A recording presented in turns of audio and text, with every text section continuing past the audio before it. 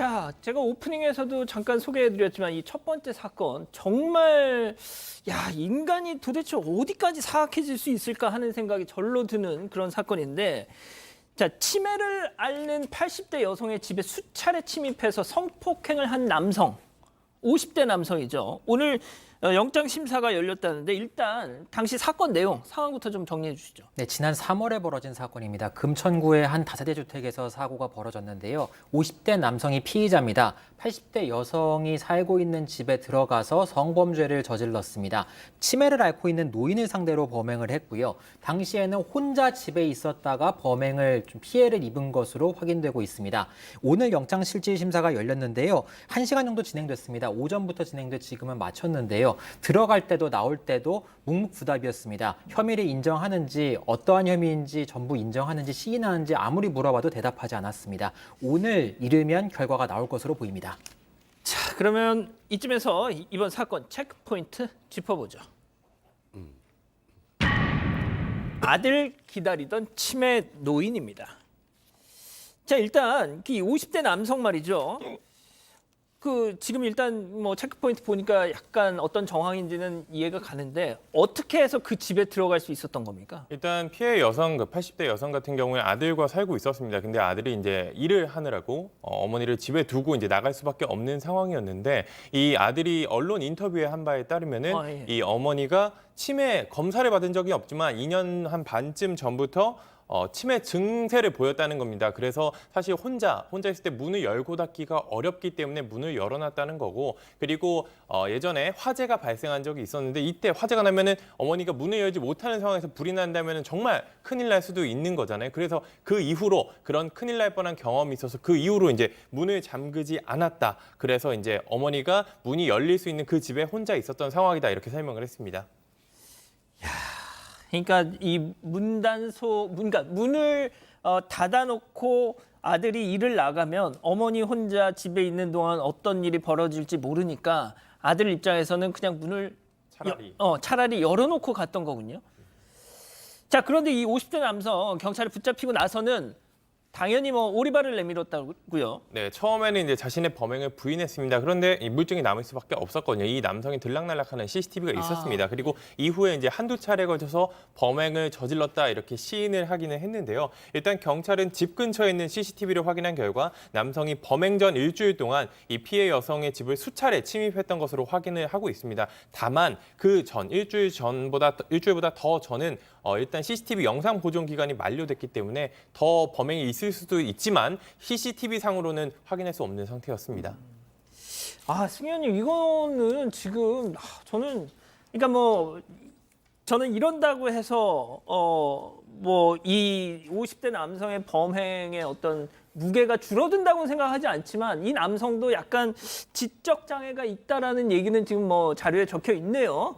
사실 이 지적 장애 정도를 저희들이 알 수가 없는 부분이잖아요. 분명히 보면 이 지적 장애가 있다라고 일컫는 50대는 한 번의 성폭행이 아니라 꽤나 많은 여러 번의 성폭행을 했는 정황이 보이는 거고, 그 과정에서 약간의 계획성도 보인다면 이 지적 장애라는 게 우리가 그렇게 판단할 수 있어요. 사물의 변별 능력과 의사 결정 능력이 미약하다 할지라도 종래에는 그 미약하면 반드시 형을 감경해야 한다라는 의무적 조항이 있지만 지금은 형을 감경할 수 있다라고 보이는 거기 때문에 이 부분이 과연 범죄의 결과에 어떠한 영향을 끼칠지는 저희들이 지금 속단할 수는 없지만 이 어떤 지적 장애가 보였다고 할지라도 범행에 나타난 여러 가지 정황은 계획적인 정황이 보인다라는 말씀 드리겠습니다. 당연히 계획적이죠. 이게 가장 그러니까 이런 표현이 좀 어떨지 모르겠습니다만 뒤탈이 없을 것 같은 범행 대상을 물색한 거 아닙니까? 이보다 더 계획적일 수가 있습니까? 자, 그리고 저는 참 이런 사건을 당하고 난 그 피해자 가족 그 아들 있지 않습니까? 지금 상태가 좀 마음이 참 그럴 것 같아요. 한 언론 보도로 많이 힘든 사정이 공개가 됐습니다. 구체적으로는 아들이 일용직 노동자로 일을 하고 있었습니다. 그래서 일당으로 생활비도 월세도 전부 충당하면서 살아왔는데요.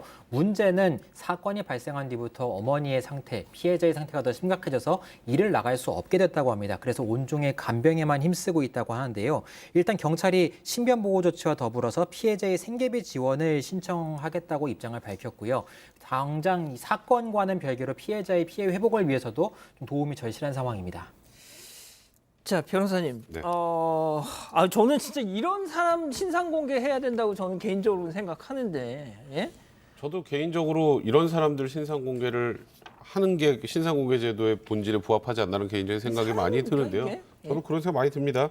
일단은 경찰에서 일단 한번 구속영장 신청했다 검찰은 반려를 했는데 그 이유가 있어요. 반려를 했다고요? 한번 검찰에 돌려보내고 이번에 다시 영장 신청을 하고 그래서 검찰에서 영장을 청구해서 오늘 영장 실질 심사가 진행이 되는 건데 이게 뭐 검찰에서 봐주려고 그러는 게 아니고 예, 가장 예. 중요한 건 어느 정도 영장이 발부될 만한 정도의 증거가 확보가 돼야 되는데 이런 사건에서 가장 문제가 뭐냐면 피해자의 피해 진술이 쉽지가 않아요.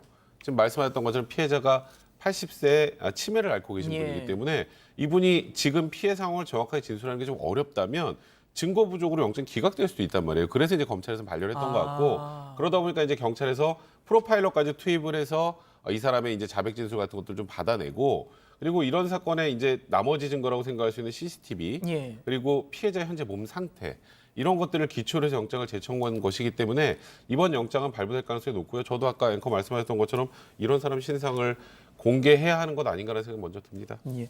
자, 승 의원님 일단 이 사건이 벌어진 이유를 놓고 뭐 약간 취약계층을 보호해야 하는 어떤 사회적인 시스템의 어떤 미비 뭐 이런 지적이 안 나올 수밖에 없을 것 같아요. 사실 사회 취약계층 서비스의 재외동포 아까 저희들이 이야기했다시피 재외동포에 대한 어떤 지원이 조금 소외되어 있는 부분은 분명히 존재를 합니다.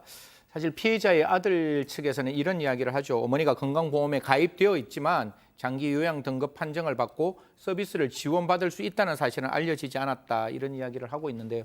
사실 우리가 헌법을 바라볼 때 인간으로서의 권리는 그것이 재외동포라 할지라도 분명히 지원받을 수 있는 부분이 분명히 열려져 있어야 한다. 이건 인도적 차원에서 반드시 필요한 부분이니까요. 분명히 재외동포 우리나라의 국민이라고 판단하시고 좀 이런 부분에 대한 적극적인 조치가 좀 필요한 거 아니냐. 사실 알아야 그 권리를 행사하지 모르는 권리를 행사할 수는 없는 부분이거든요. 치매라는 것은 누구에게나 언제나 어디서나 올 수 있는 어떻게 보면 국가가 반드시 책임져야 되는 부분이고 이 부분에 대해서 대통령께서도 국가 침해는 반드시 좀 책임지자는 말씀을 주셨기 때문에 지자체에서는 적극적으로 이런 부분을 조금 이야기를 해줬으면 좋겠다라는 말씀 드리겠습니다. 알겠습니다. 첫 번째 사건 이렇게 마무리하고요.